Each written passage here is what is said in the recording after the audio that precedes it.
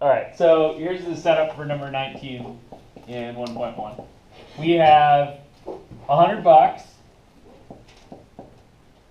and we're going to spend that $100 on G gallons of gas. Oops, that's not how you spell gallons. At $3 per gallon. That's cool with us? And we're also going to spend money on C pounds of coffee. Apparently. At, what do they charge for coffee? $10 a pound?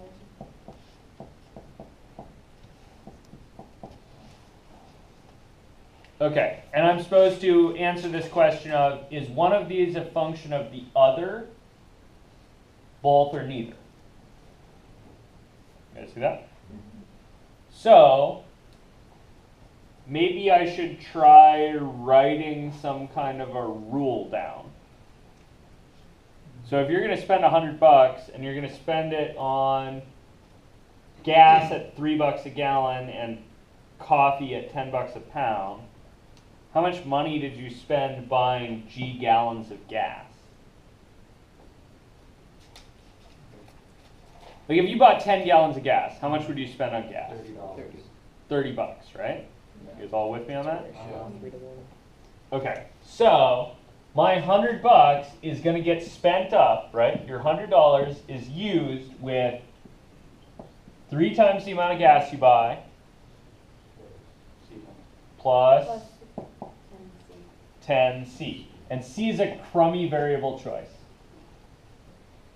Why? Yeah, it looks like a parenthesis.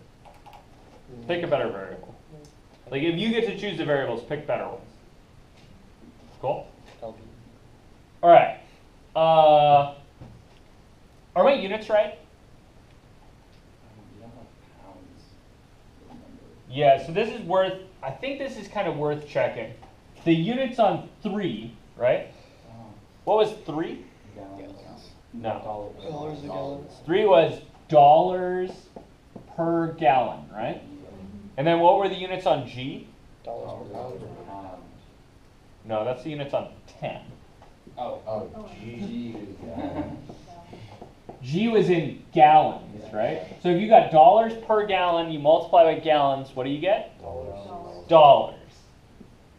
You guys with me on that? Yeah. So the units on this guy, 3G, are dollars. Which is good, right? Because it should be dollars. That should be the total amount I spent on gas. You guys with me on that? Yeah. Okay, how about the units on C? What was C in? Yeah, C was in pounds. So if I have dollars per pound and I multiply by pounds, you get dollars again. And that's good because I want dollars, because if I'm going to add that number to dollars, it better also be in dollars. Does that make sense? Like to add stuff together, the units have to be the same. This is literally like apples and oranges, right? They need to be all apples if you're going to put them together. Cool? So you can use the units a little bit, like if you're kind of clever, especially when you're doing like physics applications. You can oftentimes use the units to like figure out which things to put together the right way. You guys cool with that?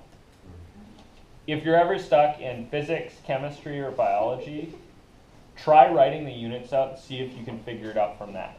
That's a good spot to start, and your teacher will give you a bunch of credit for just writing down a bunch of gobbledygook with the units. My chemistry teacher called it dimensional analysis. Yep. It is actually called dimensional analysis when scientists do it. When you guys do it, it's called guessing.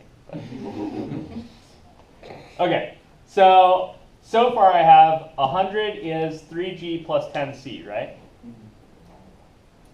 Okay. Can I solve that to make one thing a function of the other? Yeah, just move on. Like if I put in a G, do I get a C out? Yeah. You can move in the order. Certainly. Do I get only one C out? Yeah. Yeah. Yeah, I think I do. One exercise you could try, right, is you could take this thing and you could solve for G, right? So if you solve for G, you'd get 100, yep, solve for G, Minus 10C equals minus 10C over 3 3 equals G. equals G, Yeah. right? So that tells me if I have a C, I can plug it in, I can get a G out. There's only one way that calculation is going to go. It's going to go just like that. Cool?